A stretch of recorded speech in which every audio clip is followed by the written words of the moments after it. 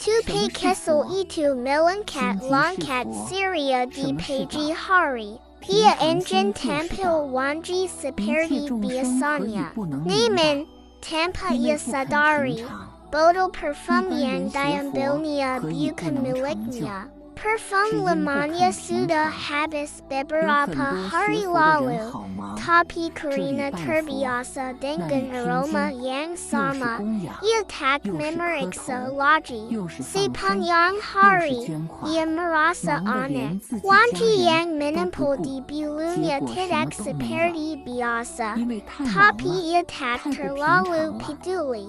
Beberapa hari kemudian, seekor burung kecil datang menghampirinya. Tupai, apakah kau melihat parfummu berganti tempat?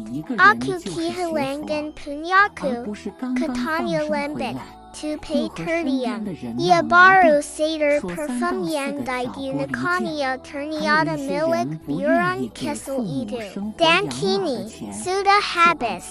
Dengan wajah menunduk, ia meminta maaf tulus. Burung kecil itu tersenyum. Tak apa, kita buat yang baru saja.